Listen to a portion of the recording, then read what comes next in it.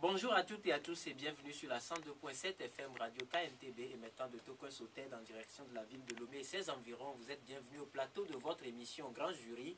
Cette émission à travers laquelle vous vivez les commentaires, analyses et points de vue des confrères journalistes en studio autour des sujets d'actualité. L'actualité, elle est relative de nos jours à la question des réformes, partant de la sortie des églises du Togo à la réponse du président de la Cour constitutionnelle et la prise de position des chancelleries donc du groupe des 5 et également à l'avenir de la lutte politique dans notre cher pays, le Togo, surtout avec les derniers développements. Et pour l'animation de cette émission consacrée au développement de ces deux sujets, appelez-moi tout simplement Rodrigue Aego, technique et mise en onde, le duo Anita Aoutier, Malix Magloire. Autour de ce plateau, rapidement, Carlos Ketou, directeur de publication du journal indépendant Express. Bonjour Carlos. Bonjour Rodrigue, bonjour chers auditeurs et auditrices de KMTV. Et ravi de vous revoir en studio pour une première fois. C'est un plaisir pour moi également.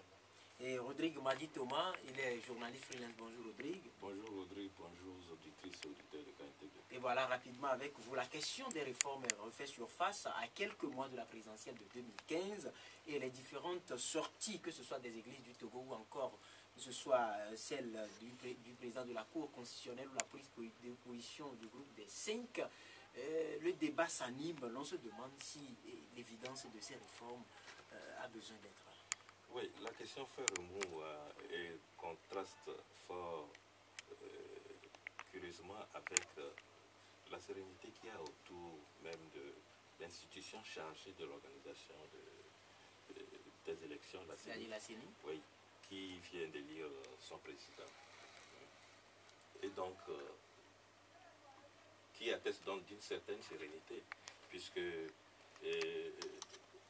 au même moment que cette question se discutait il y a quelque temps, nous avons été surpris de voir que la CENI avait pu se constituer de façon consensuelle, que tous les acteurs s'étaient convenus à une configuration de la CENI telle qu'elle devrait conduire les prochaines élections. Et que dans la logique aussi, le processus semble suivre son cours pour qu'on ait vraiment des élections. Et la convocation du corps électoral qui ne va pas tarder, et après qu'on ait lancé le processus de la révision donc des listes électorales. Nous sommes donc dans une logique électorale qui vient quelque peu être perturbée par ces appels dont vous avez parlé, des églises, maintenant le groupe des 5. Et on se demanderait bien de l'opportunité de toutes ces réactions. Et à mon sens, on devrait avancer et aller aux élections. Avancer, aller aux élections, Carlos Ketou, par rapport à la question des réformes. Aujourd'hui, l'on semble accorder beaucoup plus de priorité à la présidentielle de 2015. Alors, est-ce que ça ne veut pas dire quelque part que le président de la Cour constitutionnelle a raison de dire que la page des réformes est tournée? Il a mis les pieds dans les plats, le président de la Cour constitutionnelle, M. Abdou Assouma. Je le dis tout simplement parce que d'abord, sa position ne reflète pas la position du président d'une institution qui se veut autonome, selon sa loi organique. Il semble se pencher sur les positions du pouvoir en place et en montrant aux yeux du monde qu'il est un membre du parti Unir, alors que cela ne devrait pas être le cas. Et c'est ça même qui cause le problème de l'indépendance et de l'autonomie des institutions, ce qu'on met dans le moule réforme constitutionnelle et institutionnelle. Donc, M. Assouma n'avait pas raison, en fait, de faire cette sortie, surtout que les églises à qui on enseigne le rôle de modération, le rôle d'appel à l'apaisement, le rôle d'appel à la paix et également à la réconciliation. Ces églises qui se réunissent, qui font porter leur observation à l'opinion et aux autorités pour dire qu'il faut nécessairement qu'on puisse aller dans l'exécution de ces réformes. Ce ne sont pas les églises qui ont inventé cette situation. C'est une situation qui est née depuis l'accord politique global qui a été signé entre toutes les parties, qui a évolué et qui est même intervenu dans le dernier dialogue de Togo Télécom 2. Cela veut dire que le président de la Cour constitutionnelle était clair que la PG est caduque. La PG, qu'est-ce qui peut proclamer la caducité de la PG? qu'est-ce qu'il peut proclamer? On ne sait pas. Parce que ce sont les acteurs qui se sont retrouvés pour signer cet accord. Mais si cet accord doit être caduc, mais il faut trouver la formule qu'il faut pour l'enterrer. Est-ce que tout ce qui est contenu dans cet accord a été épongé en matière de réforme constitutionnelle, en matière de réforme institutionnelle? C'est pourquoi moi je pense qu'il faudrait trouver le cadre idéal, le cadre précis. Je n'appelle pas les uns et les autres à ouvrir un nouveau dialogue pour encore traiter de façon sempiternelle des questions polémistes qui engagent ou qui affectent les acteurs politiques. Mais je pense que le chef de l'État, il est le premier magistrat du Togo. Il est interpellé par les églises du Togo. Il est interpellé par ce qu'on appelle le groupe des 5, l'Union européenne, la France, l'Allemagne, les États-Unis, et également interpellé par plusieurs acteurs qui pensent qu'il est important qu'on aille aux réformes, qu'on essaie de faire le minimum des réformes constitutionnelles et institutionnelles avant d'aller aux élections. Et ce minimum, c'est le mode de sécurité, par exemple, qui est universellement convenu. C'est la question de la limitation du mandat qui devait être clarifiée. Voilà toutes les questions qui ont besoin d'un véritable coup d'éponge avant que le processus n'avance. Certes, il avance avec l'élection des membres de la CENI, notamment du président. Mais si on avance la tête baissée et qu'on n'essaie pas de baliser le terrain à une élection transparente sans violence, les mêmes causes produiront les mêmes effets. Et c'est ce que les gens, les acteurs, que ce soit au niveau des églises ou au niveau de l'Union européenne, c'est cela qu'ils sont en train d'anticiper en appelant à ces réformes. Sinon, ce n'est pas pour les beaux yeux, ce n'est pas pour le plaisir de parler que ces institutions interviennent. C'est pour assurer une certaine sérénité pour l'élection présidentielle de 2015 qui arrive. On ne veut pas encore entendre de violence. Le chef de l'État l'a dit à Tapamé. Plus jamais ça. Et les conditions dans lesquelles il n'aurait plus jamais ça doivent être réunies pour que les élections se déroulent dans de très bonnes conditions. Voilà, par rapport toujours à cette question de réforme, Rodrigue, aujourd'hui, et c'est vrai que les uns et les autres ont un point de vue un peu divergent, mais est-ce qu'on ne comprend pas que ces questions de réforme ont été abordées par le Premier ministre devant l'Assemblée nationale dans son programme qui a été voté, et ces réformes n'ont jamais eu lieu. La CVJR, présidée par Monseigneur Nicodème Bariga, a parlé donc de ces réformes. Le livre blanc publié par le gouvernement a parlé de ces réformes. Si on relance au calendrier grec ces réformes, quand est-ce qu'on pourra les faire? Oui, je voudrais d'abord relever que quand nous parlons des institutions de ce pays, nous devons vraiment prendre soin de ne pas entacher nos réflexions d'humeur, parce que on ne peut pas parler d'un avis du président de la Cour constitutionnelle comme étant un avis aussi partial. Il est quand même président d'une cour qui se veut tout autonome. À fait. Et surtout à la veille d'une échéance capitale. Et le même président rend des décisions qui ont été appréciées par ceux aujourd'hui qui trouvent qu'il prend parti. Donc, il ne faut pas que ce soit toujours comme ça. C'est-à-dire, quand ça ne nous arrange pas, on trouve que l'interlocuteur en face, qui incarne une institution, est en train de prendre parti pour X ou Y. Il en est de même aussi de ce qui s'est passé à l'Assemblée. L'Assemblée, de façon assez souveraine, est allée contre un avis du gouvernement. Et on trouve... Sauf que les conséquences n'ont pas suivi, à en croire les observateurs. Non, mais tout cela se passe comme si les institutions devaient aller, comment l'appelle-t-on, aux ordres, non seulement du gouvernement, mais d'autres influences externes. Est-ce que vous voyez? Je prends la sortie de l'Union européenne, le groupe des 5, qui insiste sur la question des réformes. Tout à fait, qui insiste sur la question des réformes, et que certains voudraient comprendre comme une parole d'évangile. Moi, je dis non. L'Union européenne n'a pas d'injection à nous donner. Nous sommes en coopération avec cette institution. Nous savons que la rupture de cette coopération a causé comme tort à notre pays. On a tenu. On a tenu. Avec toutes les conséquences possibles. Ça ne peut pas forcément retentir comme une injonction. Nous avons des appréciations par rapport aux réalités qui sont sur le terrain. Nous avons des appréciations aussi à inclure par rapport, comment l'appelle-t-on, à des contraintes qui sont monstres. Et on ne peut pas, à tout point de vue, vouloir toujours faire prévaloir la vie des Occidentaux. Sinon, j'en prendrai pour contre-exemple tout le bordel qu'ils ont foutu par exemple en Libye, qui ne leur donne pas aujourd'hui raison. Ce n'est pas à tout point de vue qu'on devrait épouser l'opinion de l'extérieur, quand bien même ce soit des puissances. Si nous voulons vraiment des institutions fortes, nous devons travailler à ce qu'elles puissent s'imposer. Je ne vois pas en quoi la vie d'une Assemblée nationale qui est assez souveraine puisse soulever autant de contradictions jusqu'à ce que des institutions étrangères qui sont représentées autour veuillent peser plus que cet avis. Je ne donnerai pas autre exemple que celui le plus récent qu'on a vécu au Royaume-Uni, où pendant que le gouvernement en place, allié donc des États-Unis, épaulait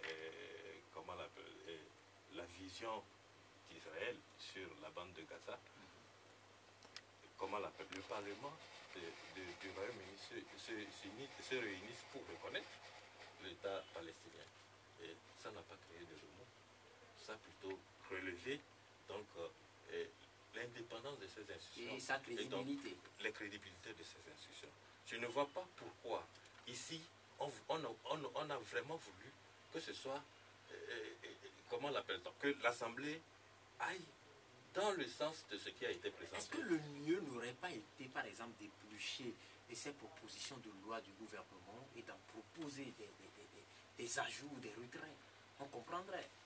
Mais comment la question s'est posée à l'Assemblée? C'est ce qu'il faut chercher à savoir. S'il y a eu un rejet systématique de ce qui a été présenté, c'est que en amont, il y avait toutes les prédispositions pour que ce rejet puisse rejaillir. Parce que les réticences d'un côté comme de l'autre, ou les intransigeants d'un côté comme de l'autre, étaient prédisposés à trancher en ce sens. Est-ce que vous voyez?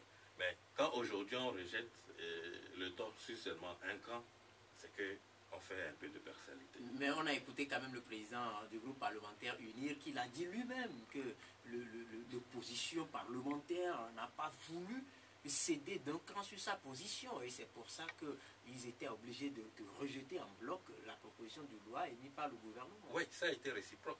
Tous les camps étaient fichés, mais aujourd'hui, quand on présente la situation, on la présente comme si c'était un camp qui s'était opposé à ces réformes. Et moi, je l'ai dit, le processus, il est en cours et il y a toujours une place. Il y a toujours une place pour les tractations de couloir, comme ils savent bien le faire. Mais ce qui est sûr, il ne faut pas que quelque chose vienne entraver le déroulement normal du processus tel qu'il est déclenché et auquel visiblement tout le monde adhère. Oui. Oui, je ne sais pas si Carlos veut réagir par rapport à ce développement. Oui, moi je pense que c'est assez grave que Rodrigue essaie de caricaturer la situation de la coopération avec les institutions étrangères de cette façon. Si Rodrigue, je crois qu'il a même vécu cela, si il avait vécu les périodes de suspension de la coopération, les conséquences qui continuent d'affecter le Togo jusqu'à ce jour, et puis les bras, les pieds et les mains que les autorités togolaises ont menés pour que cette coopération puisse être reprise, malgré le temps que cela a duré. Je crois qu'ils n'oseraient pas porter ce regard sur l'intervention ou la position de ces institutions diplomatiques. Et si vous avez la chance de discuter un peu avec les ambassadeurs et les corps diplomatiques, vous comprendrez qu'ils n'ont pas d'opposition contraignante vis-à-vis du Togo. Ces responsables des institutions étrangères vont plutôt dans le sens des propositions à pouvoir améliorer la situation de la démocratie et de l'état de droit. Le Togo n'est pas un état clos, le Togo ne vit pas en autarcie, le monde est un village planétaire. On ne peut pas se prévaloir d'une certaine indépendance et dire que bon voilà, on fait à sa tête. Il faudrait qu'on essaie de se fixer sur des principes universels. Et en matière de démocratie, en matière d'état de droit, en matière de gouvernance, il y a des principes cardinaux conventionnels qui permettent de juger les situations. Et si vous ne répondez pas à ces conditions, si vous ne répondez pas à ces critères, je ne pense pas que vous serez éligible vis-à-vis de votre peuple. Et le peuple doit jouir de son bien-être, qui est un droit en matière de droits de l'homme et en matière de démocratie. C'est pourquoi sur la question politique, justement, je disais tout de suite que les élections ne sont pas venues nous surprendre. En 2010, on savait déjà qu'il y aura élection en 2015. Mais pourquoi ne pas favoriser la question de l'exécution des réformes institutionnelles et constitutionnelles plutôt depuis 5 ans. Et c'est maintenant qu'il faut se précipiter, qu'il faut être en retard pour se faire interpeller, pour essayer de préparer une situation où demain, les institutions étrangères diront que nous avons tiré la sonnette d'alarme. Nous avons dit qu'il faudrait les réformes, mais le gouvernement a refusé. C'est pourquoi les réformes n'ont pas eu lieu et c'est la conséquence qui fait que les élections ne sont pas déroulées dans de très bonnes conditions. Et ça ne fait pas du bien au Togo. Quand on dit que les élections ne sont pas bien déroulées dans un pays, vous savez ce que ça coûte à l'État. Les investisseurs, les relations bilatérales, les relations avec les États, toutes les positions, la position du pays dans le concert des nations. Cela affecte sérieusement le pays. Donc c'est pourquoi il ne faut pas en arriver là. Il faut créer des conditions pour que, quand les élections, qu'il y ait une appréciation unanime vis-à-vis sur le plan interne et sur le plan externe. C'est pourquoi les principes les plus simples sur lesquels on fixe les réformes sont notamment, je le disais tantôt, le mode de sécurité, la limitation des mandats, les prérogatives de nomination du Premier ministre, et puis également les questions des institutions. Aujourd'hui, l'opposition pense, ou bien l'opinion pense que les institutions sont inféodées à l'État. La justice aujourd'hui n'est pas encore arrivée à son niveau d'indépendance, comme le souhaite la Cour constitutionnelle. Voilà les sorties du président qui ne présente pas un président de la Cour constitutionnelle comme incarnant une institution indépendante. Au niveau de la haute autorité de la RAC, à ce jour, on continue de nourrir des critiques vis-à-vis de sa composition et vis-à-vis de son fonctionnement. Et il y a d'autres institutions également qui ne reflètent pas l'unanimité, qui ne reflètent pas la qualité démocratique d'une institution. C'est pourquoi il faudrait prendre de la hauteur au niveau de l'État. Mais quand vous dites que les deux partis se jettent la responsabilité, que ce soit au niveau de l'opposition et au niveau du pouvoir, mais qui a la même mise, pas la même mise, mais qui incarne le pouvoir politique de l'État? C'est une partie des Togolais qui sont constitués au sein d'un parti qui s'appelle UNIR, dirigé par le chef de l'État. Cela veut dire qu'ils sont dans une position plus confortable et ils sont dans une position de responsabilité à assumer les défaillances qu'il y aura au niveau des réformes. Quand les élections vont se dérouler dans des violences, on ne viendra pas interpeller l'opposition parce que l'opposition n'est pas au pouvoir. C'est quand on est au pouvoir qu'on assume. Et on doit créer des conditions pour que ce qui est craint, le risque qui a à tomber ou à basculer dans des situations de violence, il faudrait minimiser ces risques-là et aller aux élections dans de bonnes conditions. C'est pourquoi il y a encore de la place aujourd'hui. L'opposition n'est plus aussi extrémiste comme avant. Les manifestations ne sont pas aussi musclées. De l'autre côté, les répressions ne sont pas aussi systématiques. Donc il y a toujours de la place que les Togolais s'entendent au niveau des protagonistes de la crise pour aller rapidement à des réformes, à s'entendre sur des principes, sur ce qui pourrait les diviser afin qu'on puisse aller aux élections dans de très bonnes conditions. Et cela va dans l'intérêt et du pouvoir, et de l'opposition, et du peuple togolais. Voilà, tout à l'heure, Odé, quand vous parliez, vous avez parlé de cette façon de rejeter les responsabilités, ce qu'a repris Carlos tout à l'heure. Mais selon vous, quels sont les facteurs qui empêchent la classe politique d'opérer ces réformes depuis la signature de l'APG? Oui, la signature de l'APG est intervenue, je pense, en 2006. Et le processus de son exécution devait être entériné par l'Assemblée nationale qui devait se constituer en 2016. Après la mise en place d'un gouvernement d'union nationale. Tout à fait. Et donc, l'APG a commencé par s'enrhumer exactement en ce moment où il devait prendre de la hauteur et produire ses effets. Comment? Parce que justement, il y a des parties prenantes à l'APG qui n'avaient pas cru nécessaire de se joindre au premier dialogue, au second, au troisième, ainsi de suite. Et pendant que le processus se renouvelait ou se recherchait sous d'autres raisons, quand les uns viennent au débat, les autres s'en vont. Mais avant qu'on arrive là, est-ce que la question n'a pas plus concerné le choix du Premier ministre de la transition? Oui, il y a eu toutes ces appréhensions qui ont été... Parce que là, on a pu comprendre, selon les interventions des leaders d'opinion, des leaders de partis politiques signataires de l'APG, que le choix était biaisé. Quand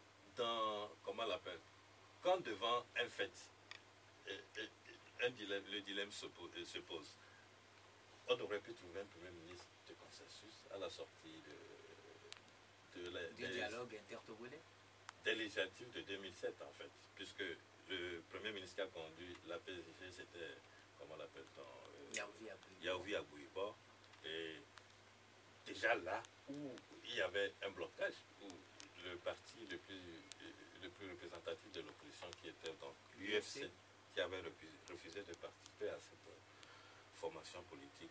Et donc, à la sortie des élections, la surprise générale a été que le parti au pouvoir rafle la majorité des voix. Suivi de l'UFC. Mais il aurait pu toujours avoir un sacrifice pour qu'on ait un Premier ministre consensuel.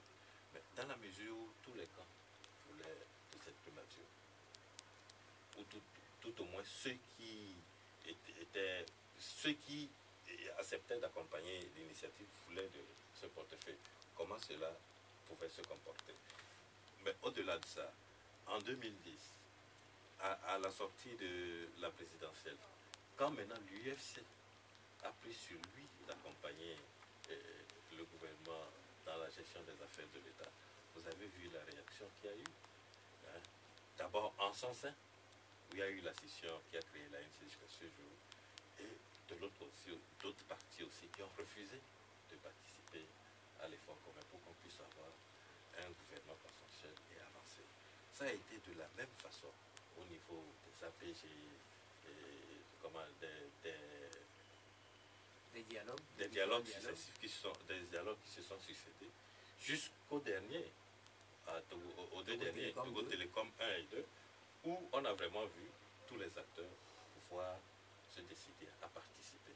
Bon, dans cette mesure, on va se demander qui n'a pas pu favoriser la mise en place des réformes, dans la mesure où le parti au pouvoir n'a jamais pu avoir en face de lui tous les autres protagonistes pour en discuter. Si ce n'est que la dernière fois, où il a plu donc au président de l'ANC, écrit au président de la République, et donc susciter ce rendez-vous que tout le monde voulait salutaire. Mais ça n'a pas été. Donc, dans cette mesure, on ne peut pas aujourd'hui vouloir mettre la pression sur le gouvernement et donc le parti au pouvoir quand on juge du rejet dont les propositions émanant du dialogue Togo Télécom 2 ont été rejetées par l'Assemblée nationale qui est majoritairement unie. Il faudrait que, d'un certain esprit, on cherche à repenser toutes ces questions et qu'on évite forcément de lier ces questions qui sont tout de même fondamentales à l'échéance électorale qui est en vue. Parce que pour moi, si on cherche à faire cette liaison, c'est qu'on se trompera beaucoup. Bon, pour toutes les appréhensions qu'on brandit, 2007, 2010, 2013, nous avons eu des élections qui ont été jugées par ces mêmes observateurs qu'on juge neutres, l'Union européenne, qui ont été jugées acceptables et crédibles. Mais en amont, il y avait eu les mêmes craintes. La question des réformes était revenue en 2010, pratiquement à la veille des élections aussi.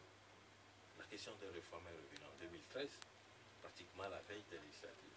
Elle revient avec les mêmes appréhensions et comment l'appelle-t-on, les mêmes prédictions de violence et consorts, mais nous nous sommes en sortis. Il n'en est pas une raison pour que nous prenions le risque d'aller à l'élection 2015 aussi, attendant que comment l'appelle-t-on, nous pouvons nous en sortir comme cela a pu être fait. A contrario, je me demanderais pourquoi tout ce temps. Le dialogue Togo Télécom 2 a eu son échec à l'Assemblée nationale au rejet du projet de loi soumis par le gouvernement. Mais depuis le rejet jusqu'à ce jour, je pense que beaucoup de temps s'est écoulé. Pourquoi avoir attendu tout ce temps pour aujourd'hui prendre position? C'est la grande question. En tout cas, nous allons observer une courte pause et revenir juste après ceci. En studio, toujours au plateau de votre émission Grand Jury, toujours avec nos deux invités, Carlos Ketaou de l'Indépendant Express et Rodrigue Madi Thomas, journaliste freelance. Alors, Carlos, tout à l'heure, vous avez suivi Rodrigue, je reviens avec vous avec la même question. Quels sont selon vous les facteurs qui empêchent jusque-là la classe politique de s'asseoir et opérer les réformes? C'est la mauvaise foi politique de part et d'autre, mais surtout du côté du pouvoir, dans la mesure où l'opposition a su se déradicaliser, si je veux employer le terme ainsi, a su mettre de l'eau dans son vin, comme l'a recommandé l'Union européenne, comme l'a recommandé la représentation allemande, comme l'a représenté la France, comme l'a recommandé les États-Unis. Mais quand le dialogue a été ouvert, qu'est-ce que l'opposition a déploré? L'opposition s'est mise dans une position où, dans le tour de table qui s'effectuait pour trancher sur les différentes questions inscrites à l'ordre du jour du dialogue, l'opposition était face au silence des délégués du pouvoir en place. Et on se disait que nous ne sommes plus venus à un dialogue, nous sommes venus à un monologue. Parce que nous, en tant que parti d'opposition, nous exprimons nos points de vue, nous exprimons des propositions, des suggestions pour que la situation puisse s'améliorer. Mais quand on pose la question au parti du pouvoir, ils disent qu'ils n'ont rien à dire. Ils n'ont rien à dire. Ce qui a créé une crise de confiance entre les deux partis jusqu'à faire éclater le dialogue. Et c'est à la fin d'ailleurs qu'un rapport a été rédigé qui sanctionnait les discussions. Mais l'opposition se disait, étant donné que nous n'avons rien entendu des délégués du parti au pouvoir unir qui étaient dans la salle, nous ne pourrons prendre la responsabilité d'assumer le contenu de ce rapport. Et ce sont les premières bases, c'est l'un des premiers facteurs qui font qu'il y a une certaine difficulté à s'entendre, à s'ouvrir et à déblayer le terrain et en matière de décrispation de la crise politique. La crise politique togolaise ou la situation politique togolaise préélectorale actuelle est plus ou moins crispée dans la mesure où on n'a pas trouvé de solution à un certain nombre de choses. On ne dit pas aux partis au pouvoir en place de laisser aller, de dire que bon voilà, on vous offre les réformes sur un plateau d'or et que vous pouvez en faire ce que vous voulez. Non, mais il faut trouver le juste milieu. Il faut concéder et il faut gagner un certain nombre de choses. Mais je m'étonne quand Rodrigue dit tout de suite que l'opposition a attendu pendant longtemps avant de venir évoquer la question des réformes. La question des réformes a été évoquée de façon constante depuis 2010 jusqu'à ce jour. Non, je parle pas de l'opposition. Par l'opposition. Je parle des sorties de l'Union européenne. Mais l'Union, voilà justement. Qui aurait pu intervenir juste au lendemain du rejet. Non, ça n'a pas été. Voilà, justement. Non, voilà, justement. Je vous comprends. Vous savez, moi j'ai eu l'occasion de rencontrer Monseigneur Benoît Alornou, qui est le président de la conférence épiscopale du Togo, signataire de la déclaration des églises. Je lui avais posé la question avant même cette déclaration. Il m'a dit qu'il y a beaucoup de choses qui se font, mais qu'ils ne veulent pas rendre publiques. Ils interpellent le pouvoir, ils discutent avec le pouvoir, il faut des recommandations au pouvoir, il faut des suggestions, ils leur demandent de faire des réformes, de voir un peu comment il faut appliquer les recommandations de la commission Vérité, Justice et Réconciliation dirigée par un archevêque venant de leur rang, la question des recommandations du dialogue Togo Télécom 2 qui a été dirigée par Monseigneur Bariga. Ils ont fait beaucoup de choses. C'est quand ils sont à la limite des des discussions, du moins dans l'ombre, qu'ils sont obligés parfois de sortir pour que l'opinion sache que nous avons mené des discussions, nous avons mené des actions dans l'ombre directement avec le gouvernement, directement avec l'opposition, mais tout cela ne semble pas porter ses fruits. Donc c'est pourquoi nous recommandons de façon publique que les choses se fassent autrement et nous interpellons solennellement le pouvoir. C'est la même chose pour l'Union européenne. Il y a le dialogue entre le Togo et l'Union européenne qui se passe suivant une fréquence. Et les mêmes questions ont été déjà posées. Et puis le pouvoir sait très bien que l'Union européenne, le groupe des 5 a toujours recommandé que les réformes se fassent. C'est un engagement. Il y a eu les 22 engagements, il y a eu l'accord politique global. Dans toutes les discussions au niveau des protagonistes, il y a toujours eu cette question. Mais c'est qu'il y a une certaine réticence à le faire et qui oblige maintenant les gens à sortir. Mais comment le pouvoir peut maintenant trouver la solution à ça, peut répondre à ces recommandations? C'est pourquoi je le disais, le Togo n'est pas un monde clos. Le Togo n'est pas sur une autre planète. Le Togo reste lié à des accords sous-régionaux, à des accords internationaux en matière de démocratie, de bonne gouvernance et de l'état de droit. Donc le Togo ne pourrait pas se soustraire en disant que bon, voilà, nous sommes un pays souverain et que nous, l'Union européenne, ça ne nous dit rien, l'ambassade des États-Unis, ça ne nous dit rien. Oh, ça, ce n'est pas possible. Mais c'est ce que vous avez dit, que bon, vous l'avez dit, que ces institutions foutent le bordel, donc elles peuvent... Je ne l'ai pas dit. Je n'ai pas parlé de bordel. Oui, vous avez dit qu'ils ont semé du bordel à Libye. À Libye, par exemple. Bon, c'est relatif. Je ne les défends pas. Je veux juste dire qu'ils ne sont pas infaillibles. Ils ne sont pas infaillibles. Hein? On a vu ce que ça a été en Libye. Oui, on a vu ce que ça a été en Libye. Ou bien, ce que c'est aujourd'hui. Ou bien, il arrive qu'ils se trompent. Ou bien, bien sûr, tout le monde peut se tromper. Donc, on ne peut pas prendre ce qu'ils disent comme des injonctions et qu'on doit dire. Parce que moi, je ne pense pas que le groupe de 5 a donné des injonctions. Quand vous lisez les communiqués, ils sont très sobres. C'est grave. Non. Quand vous lisez les communiqués, est-ce que vous avez un peu parcouru le communiqué? Ils sont très sobres, ils disent que bon voilà. D'abord, ils avaient invité chaque parti à pouvoir mettre un peu de l'eau dans son vin, à être moins radical pour que les choses se poursuivent. Ça, c'est la recommandation. Ça, ce n'est pas une injonction, cela n'a pas été même contraignant. Et après, c'est devant tous les diplomates réunis à l'Union européenne le 9 mai, et à la journée de l'Europe, que Robert Doucet, le ministre des Affaires étrangères, a dit que le dialogue se fera, les réformes se feront. Et il a promis 48 heures après, le dialogue a été ouvert. Donc c'est un engagement que le Togo prend vis-à-vis de ces institutions étrangères qui vont faire le rapport parce que à côté de la question politique, ben, quand un beau matin on dit que l'Union européenne offre tel fonds, appuie tel programme, appuie tel du gouvernement, mais c'est des gonds que le gouvernement prend pour apprécier cette volonté de l'Union européenne de continuer à aider. Quand l'ambassade des États-Unis, quand la France aide, c'est toujours un plaisir pour le pouvoir de pouvoir le proclamer. Mais aujourd'hui, quand on donne également, il faudrait que vous appliquez le minimum pour le bien-être des populations, parce que ces institutions sont là pour aider la population, ce n'est pas pour aider un groupe de personnes qui sont au pouvoir, qui ne veulent pas faire évoluer les réformes afin que la démocratie et l'état de droit s'instaurent de façon véritable. C'est pourquoi, moi je pense qu'il y a encore de la place et vis-à-vis de tous ces facteurs de bonne foi, de mauvaise foi, je sais que du côté de l'opposition également, il y a parfois manque de stratégie. Et l'opposition aussi n'est pas faillible. Il y a manque de stratégie, il y a un peu de divagation dans la réclamation de leurs principes de façon constante.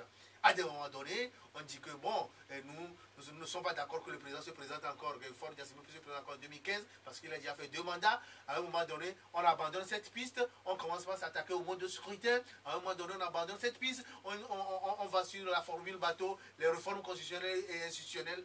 L'opposition aussi a ses failles. Mais il ne faudrait pas peut-être se baser sur la faille pour assumer une certaine responsabilité des dérivés, des défaillances, des dérapages qui auront lieu quand les élections se passeront. Parce que la responsabilité sera assumée par le gouvernement, par l'État togolais, qui est incarné par un parti politique unir. Donc, c'est à ce pouvoir de prendre ses responsabilités et de faire comme l'opinion, dans son ensemble, est en train de recommander. Il faut se baser sur la majorité. La majorité aujourd'hui, c'est l'opinion internationale, ce sont les églises, ce sont les représentations diplomatiques, ce sont les partis politiques, c'est l'opinion, que ce soit au niveau de la presse, c'est également le peuple togolais. Et il faudrait se baser sur ces principes-là pour faire évoluer les choses. Et quand vous évoquez la question du rejet du projet de loi, moi je pense que c'est un scandale qu'on devrait dénoncer. Le Premier ministre à l'époque devrait démissionner de façon systématique parce que c'est un désaveu cinglant à lui infligé par l'Assemblée nationale. On ne comprend pas pourquoi.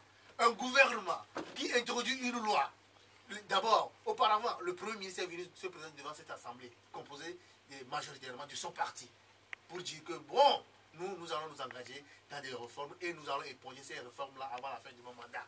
Entre-temps, ce Premier ministre même vient introduire un projet de loi allant dans le sens de ces réformes qu'il avait promises quand il prenait la tête de la primature et on balait du revers de la main. Ça veut dire qu'il a été désavoué. Il devrait démissionner pour qu'on laisse la place à quelqu'un qui puisse inspirer les actions ou les projets du gouvernement ou de l'Assemblée nationale comme elle le veut. Mais cela n'a pas été le cas. Cela veut dire que c'est un scandale. Donc le Togo va de cafouillage en cafouillage, que ce soit du côté du pouvoir. Et il faudrait trouver la bonne formule pour pouvoir balayer la maison à tous les niveaux et aller sereinement à une élection. Encore qu'aujourd'hui, au dernier congrès de l'ANC, le plus grand parti d'opposition, on réclame les élections locales, quitte à reporter les élections présidentielles. Ça, c'est une autre paire de manches qui aussi vient s'ajouter à ce qu'il y avait déjà. Je crois que nous allons aborder cette question pour en parler directement de la lutte, l'avenir de la lutte politique dans notre pays, puisque que ce soit les réformes ou encore que ce soit les différentes sorties, ça tient compte de l'avenir de la lutte politique. Et le 5 octobre dernier, cela faisait 24 ans, jour pour jour, que le Togo, notre pays, a enclenché ce processus de démocratisation. Aujourd'hui, Rodrigue, on constate qu'on est toujours à la case de départ. Mais on aurait voulu aujourd'hui parler de l'exercice démocratique que de parler encore de lutte. Et puisqu'en croire l'opinion, la lutte continue. Justement, c'est ce qui est dérangeant. Et puis, avec les mêmes acteurs. Je vous rappelle que ceux qui avaient commencé cette lutte en 90 sont encore à la tête de leur parti, pour la plupart. Ou tout au moins ceux qui ont fait semblant de quitter la tête de leur parti sont dans l'ombre, ils tissent les ficelles.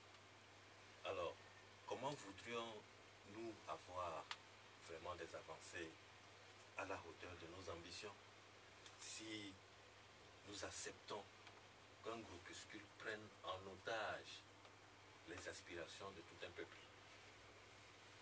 Comment pouvons-nous accepter et espérer aller vraiment de l'avant comme cela est de nos aspirations quand nous acceptons qu'un groupuscule puisse décider à notre place selon ses humeurs? Toute la question est là. Aujourd'hui, on braque le parti au pouvoir qui a eu une alternance en son sein, un changement. Est-ce que c'était réellement une alternance? Il y a quand même eu un changement de temps.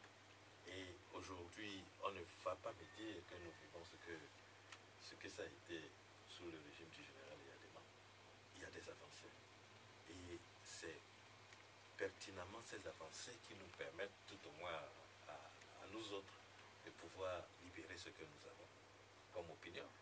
C'est certainement ces avancées qui ont pu permettre qu'un jour où on ne s'attendait pas, Jésus-Christ Olympie, Forniacipe, puis s'asseoir, puis signer un accord, c'est certainement ces avancées qui ont pu permettre que un jour où Jean-Pierre Fabre s'est bien réveillé, a pu écrire à Forniacipe pour qu'on ait Togo Télécom 2. Il y a beaucoup d'avancées qui viennent à être occultées par des humeurs de personnes. C'est comme ça, moi, je les appelle. Et si nous voulons percevoir la lutte, si on doit vraiment l'appeler la lutte, parce que, en mon sens, aujourd'hui, nous serions en train de vivre les vertus démocratiques. Donc, parler de l'exercice démocratique. Si nous voulons vraiment avoir une assise dans l'exercice démocratique, il faudrait que, d'un côté ou de l'autre, des gens aient cette humilité de céder la place à d'autres. Il ne faut pas seulement viser le troisième mandat de Forniacipe et oublier qu'on fait 24 ou 25 ans, disons un quart de siècle à la tête de son parti, et qu'en fait, tout ce temps, on a été en panne d'inspiration pour faire avancer les aspirations de ces militants. Nous en sommes là. Et je ne vois dans quelle mesure, si les mêmes acteurs qui ont eu à faire face au père, font face au fils. Je ne vois dans quelle mesure il pourra avoir une certaine efficacité, si ce n'est de la complicité. Et voilà, Carlos. La lutte politique s'émousse, ou s'est émoussée, par défaut. On dit souvent que la guerre prit fin faute de combattants. Vous savez, la situation politique, quand on élargit sur le plan international aujourd'hui, est anachronique avec le passé. Ça veut dire qu'aujourd'hui, le monde a évolué. Il y a eu beaucoup de mutations dans le monde. Les méthodes qui ont incarné les luttes des années 90 ne sont plus valables pour aujourd'hui, parce que le monde a beaucoup évolué. Les mouvements capitalistes et marxistes qui avaient incarné les luttes ouvrières, que ce soit pour combattre la bourgeoisie, ne sont plus de mise dans un monde où l'information passe à la vitesse de croisière, où quand il y a une personne qui a été tabassée par un élément de force de sécurité, à la minute près, la vidéo est sur YouTube et tout le monde sait. Ça veut dire qu'on ne peut plus se prévaloir de certaines méthodes qui ne sont pas entre guillemets civilisées et continuer à mettre la pression ou à violer les droits des individus. Ce qui veut dire que du côté du pouvoir, il y a certaines choses qui ne pourront plus se faire et qui ne se font plus. Ce qui d'ailleurs avantage le peuple, ce qui avantage l'être humain qui fait partie de l'État. Et du côté de l'opposition, il y a certaines choses qui ne seront plus permises, qui ne pourront pas passer. Parce que il y a une certaine réalité géopolitique et géostratégique qui ne permet plus de pouvoir aller dans un sens qui ne permet pas à tout le monde de pouvoir s'engranger. Ce qui veut dire que la lutte politique s'est émoussée, mais a pris une nouvelle allure, une allure beaucoup plus professionnelle. Parce que Jean-Pierre Fabre aujourd'hui, quand il sort pour parler, il a beaucoup plus de technicité à faire passer son message. Si Jean-Pierre Fabre vient se prononcer sur les questions économiques, s'il arrive à un moment donné à écrire au chef de l'État et à pouvoir solliciter de lui un dialogue, à le rencontrer pour discuter des questions, c'est que les mentalités sont en train de changer et que cela ne va pas être interprété comme le fait qu'il y a eu peut-être une certaine démission d'une partie ou de l'autre. Mais il faudrait que cette volonté qui permette aux gens de penser beaucoup plus à l'État, de penser à la patrie, il faudrait que cette volonté s'incarne en ces leaders politiques afin que dans la cohésion, on puisse privilégier la patrie, on puisse privilégier la nation contre voilà, les aspirations personnelles, ethniques et hégémoniques. Donc, c'est pourquoi je me dis, quelque part, il faut comprendre que dans le temps, le pouvoir se permettait n'importe quoi, essayait de faire ce qu'il voulait, à l'époque avec le général Yadema et tout ça, avec 2005 où il y a eu vraiment des immondices et des excès.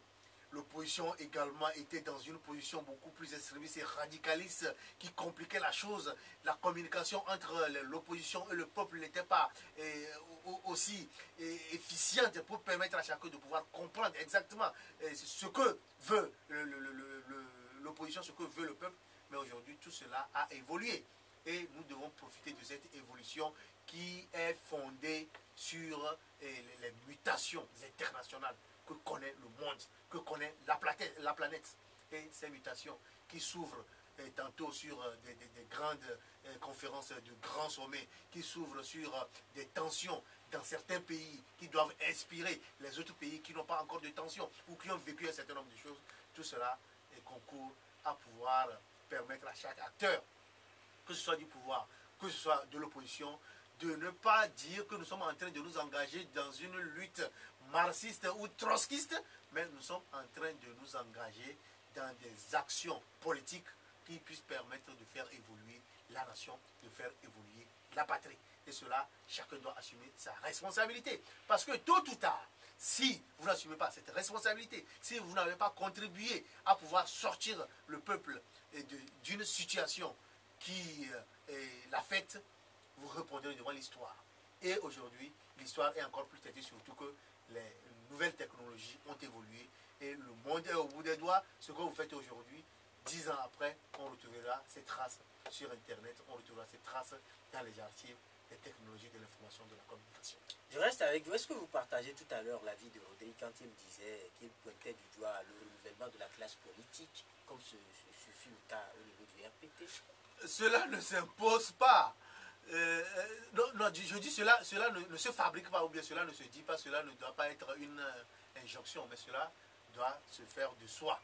Si on parle de la loi de la sélection naturelle, si à un moment donné, ceux qui sont à la tête de ces partis politiques ne sont plus en mesure de pouvoir diriger, ils vont être cédés de façon naturelle et que ceux qui doivent prendre le relais vont prendre le relais. Cela ne se force pas. Vous savez, les oppositions africaines ne sont pas comme les oppositions européennes où c'est toute une institution qui a une durée dans le temps et dans l'espace.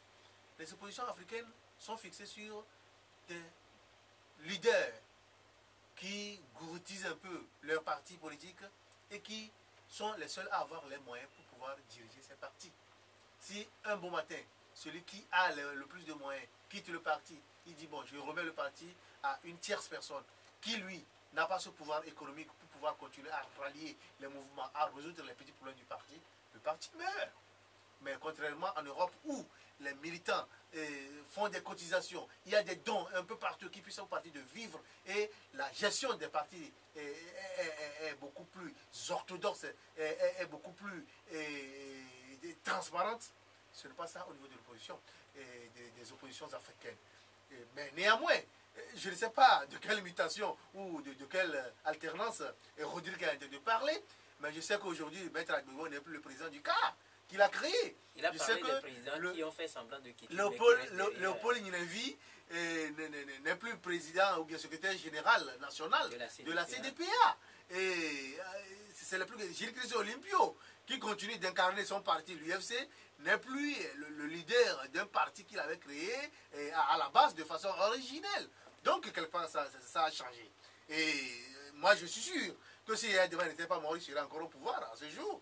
Parce qu'il n'était pas là pour quitter le pouvoir, mais il était là pour rester jusqu'à sa mort. Mais actuellement, du côté du pouvoir également, il y a eu alternance. Si on peut mettre cette alternance entre guillemets, parce qu'entre-temps, Gnassingbé Yadema est parti, Faure Gnassingbé est arrivé, même si on dénonce cette tendance à la monarchie qui dérange beaucoup plus ceux qui voient que le Togo ne pourrait pas être dirigé par la même famille pendant un demi-siècle. Donc moi je ne pense pas qu'il y a un véritable problème sur la question de l'alternance au niveau des partis. L'alternance se réalise, mais la loi de la sélection naturelle qui s'impose à tous les êtres s'imposera naturellement à tous les partis pour qu'un beau matin, celui qui ne sera plus capable de diriger cède la place à ceux qui seront capables, ils auront la capacité et l'énergie nécessaire pour diriger les partis. Voilà, on nous fait signe qu'il nous reste juste 4 minutes. Rapidement, je crois on va rapidement parler de l'Alliance nationale du changement qui était au Congrès la dernière fois. Et au moment où on parle de l'union de l'opposition, on choisit un candidat. Les débats, quand on suit ce que les uns et les autres en disent, ça porterait atteinte, selon les journaux, ou certains journaux, atteinte à cette dynamique de l'unicité de l'opposition. Non, mais l'ANC était au Congrès, a choisi son candidat. Jusque-là, l'ANC n'a pas imposé son candidat aux autres de l'opposition. Donc, la preuve, le candidat lui-même a parlé dès sa sortie de cette dynamique de l'unicité de l'opposition. Ça veut dire donc qu'on peut toujours rechercher cette unicité. C'est-à-dire que les militants sont allés à un congrès, ils ont donné un avis, ils ont donné une certaine directive en montrant déjà eux leur buteur. Il revient peut-être aux autres aussi d'en faire de même, et il serait encore possible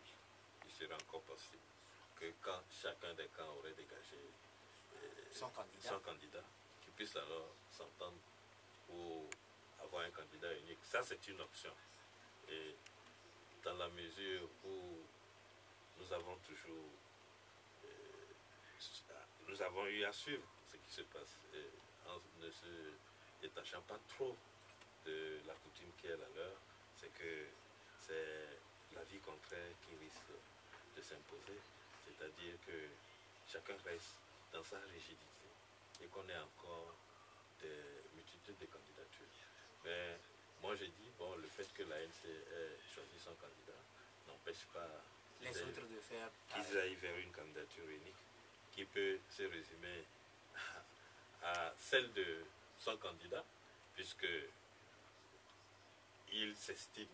Hein, il s'estime, il est le plus grand parti de l'opposition. Bon, il a eu 37%. Quand je dis qu'il s'estime, c'est parce que cette position de leadership est justement contestée par les autres. Au nom de quoi? Au nom de quoi?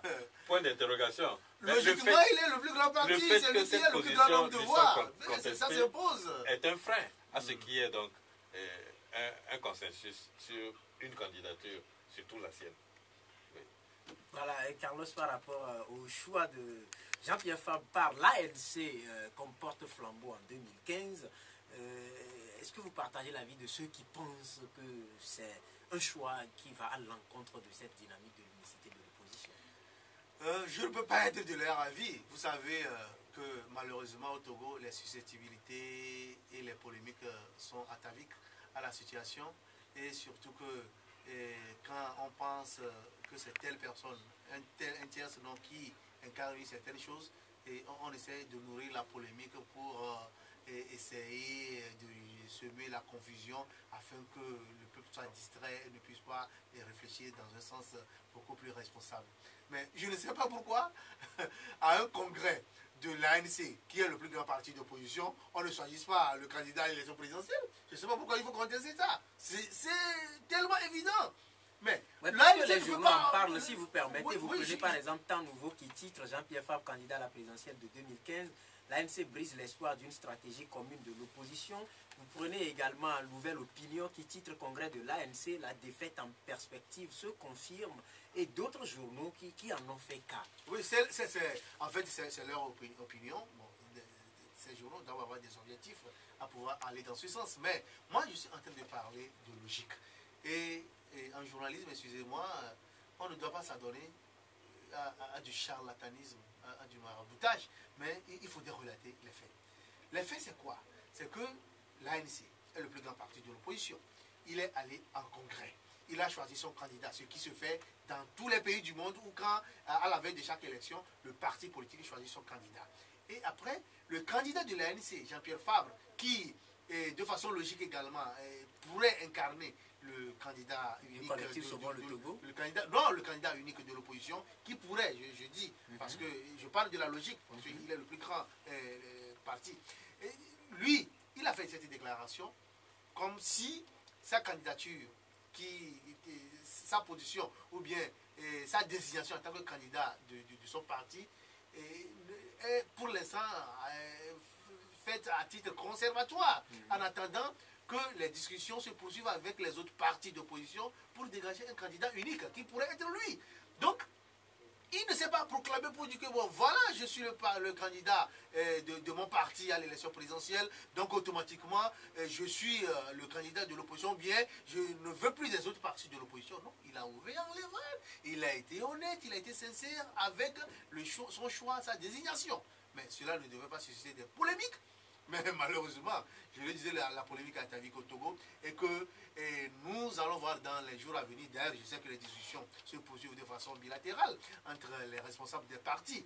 Mais si moi, j'essaie un peu de chahuter certains partis d'opposition en disant que, vous savez, Jean-Pierre Fabre, il a réussi à avoir près de 40% de voix en 2010. S'il essaie de remobiliser les forces, s'il essaie de travailler encore beaucoup plus pendant ces derniers mois avant les élections, je crois qu'il pourrait avoir la chance aussi d'avoir plus que ça, et de remporter, du moins, bon, malheureusement il n'y a pas de deux tours, il pourrait avoir la chance de gagner et de remporter le pouvoir, c'est-à-dire de remporter la victoire à l'élection présidentielle de 2015 s'il remobilise les postes avec ou sans les autres partis. Mais les autres partis, on ne peut pas se dire que, bon, voilà, je suis un parti d'opposition, je suis le plus grand parti, donc j'ai du mépris pour les autres, qu'ils soient minimes ou pas, parce qu'une seule voix également peut faire basculer les tendances en matière électorale. Donc, dans tous les cas, heureusement, contrairement à ce qu'on pensait, Jean-Pierre Fabre n'a pas manifesté d'arrogance ni de mépris vis-à-vis des autres partis qui étaient d'ailleurs bien présents à ce congrès, qui se sont prononcés, qui ont donné encore l'occasion aux détracteurs de l'opposition de penser que l'opposition reste unie, quelles que soient les minimes divisions qui incarnent ou bien qui affectent les partis d'opposition. Donc aujourd'hui, les autres partis d'opposition doivent beaucoup réfléchir. Si chacun est dans ce sens de l'alternance, si chacun est dans la logique de pouvoir faire remporter la victoire à l'opposition, ben, ils n'ont qu'à, de façon normale, moi je le dis de façon logique, s'allier à la candidature de Jean-Pierre Fabre, qui est le plus grand parti d'opposition. Et là, ensemble, ils n'ont qu'à définir un programme, un contrat de gouvernement, un pacte qui puisse leur permettre qu'après la victoire, chacun puisse tirer ses marrons du feu, plutôt que de rester là à pinailler sur des questions malheureusement oiseuses et inutiles. On parle de plus en plus de réformes au même moment au niveau des composants ou des organes qui vont organiser la présidentielle de 2015. Il y a des évolutions, comme Rodrigue a eu à le dire en début d'émission, et on enregistre un retour, Rodrigue a eu également à le dire, Tafa Tabiou Issifou, qui est porté à la tête de la CENI. Ça suscite également des commentaires. Tafa Tabiou a dirigé la CENI en 2010. En 2010, ça fait une compétence en plus. Ce qui est dérangeant, c'est que son élection puisse avoir une certaine convenance vis-à-vis de ceux qui avaient critiqué son action en 2010 et donc qui du coup remet le débat sur la bonne foi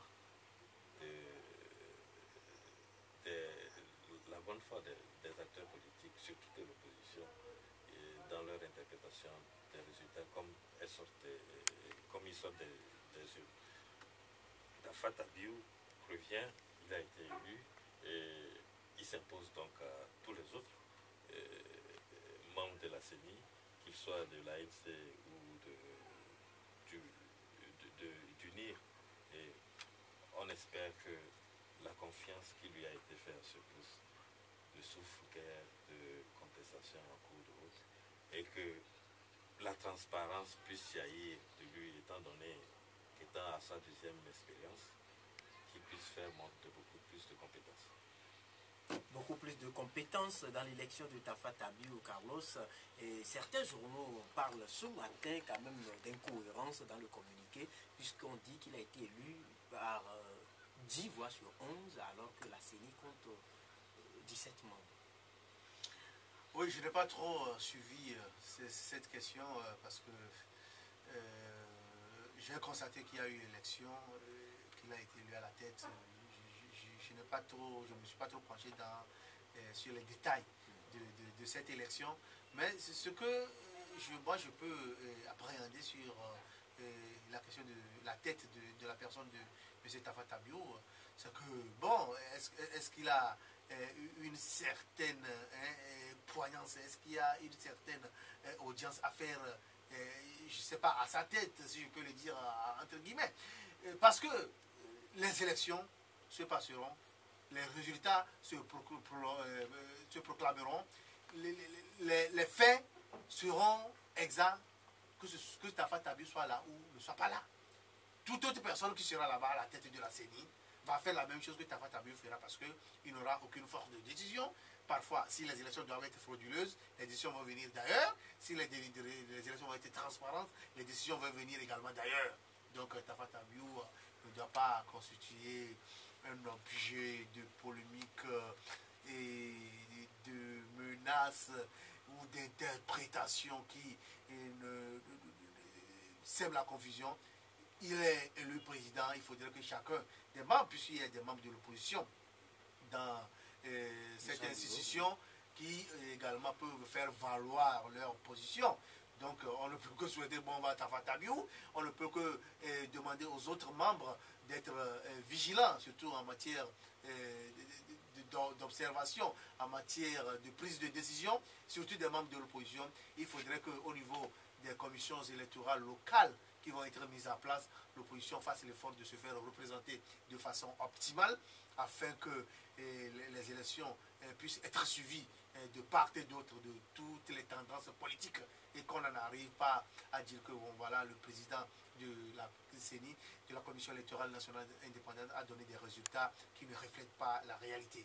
Sinon, la tête de Tafa Tabiou ne devrait pas constituer un objet de polémique comme cela est aujourd'hui, à moins qu'on cherche à chercher encore. Hein, et, bon, de la polémique inutile, si moi je veux l'appeler ainsi. Tafa Tabiou sera là, il fera ce qu'il peut, et ça n'aura pas d'impact décisif, parce que les décisions, souvent, que ce soit en matière d'élections transparentes ou non transparentes, les décisions se prennent ailleurs. Les décisions se prennent ailleurs. Parole de Carlos Quetaoui. Oui, c'est sur ces mots que nous allons refermer notre rendez-vous de ce matin, tout en vous informant que Annie Labeille est de retour dans les kiosques depuis ce matin au numéro 420, avec à la manchette présidentielle 2015, Tafa Tabiou porté à la tête de la CENI. Autre article également à la une de ce journal, inauguration du 3e quai et des portiques du terminal à conteneurs du port autonome de Lomé. Le Togo tourné vers la croissance économique avec ce nouveau joyau, avec les photos de Vincent Bolloré, PDG du groupe Bolloré, et les photos du portique et les photos des trois présidents, Faure Gnassingbé, Yahi Boni et Mohamedou Issifou. Interview exclusive de Prosper Ahiafor sur l'élection présidentielle de 2015 au Togo et sur la nature des partis politiques de l'opposition. En Afrique, à lire également à la une de Annie Labeille et dernier article à la une, Fédération togolaise de football, les grands fossoyeurs du football togolais et le mal qui le ronge, le mensonge et la haine pour détruire Gabriel Ameyi. Rapidement, Rodrigue, Annie Labeille dans les kiosques, ça fait référence forcément à un nom. On présente encore une fois de plus nos condoléances et avec un retour à la mémoire. Oui, il paie vraiment à son âme, à l'âme de son initiateur, Maurice, qui nous a quittés, je pense, il y a 2 ans, si je m'abuse. Et je salue vraiment le retour de son œuvre dans les kiosques, parce que c'est tout ce qui lui reste de son passage, qui nous laisse un regret. Voilà, Carlos, par rapport au retour. Oui, pour dire que celui qui a planté un arbre avant de mourir n'a pas vécu inutile, ça veut dire que Maurice Achinou, le regretté, il est mort, il était très sympa, et on ne va pas revenir, on va revenir la plaie. Et ça fait déjà plus de 2 ans ou 1 an et demi qu'il est décédé, paix à son âme. Et son œuvre continue de faire mouche dans l'actualité et médiatique. Justement sur l'article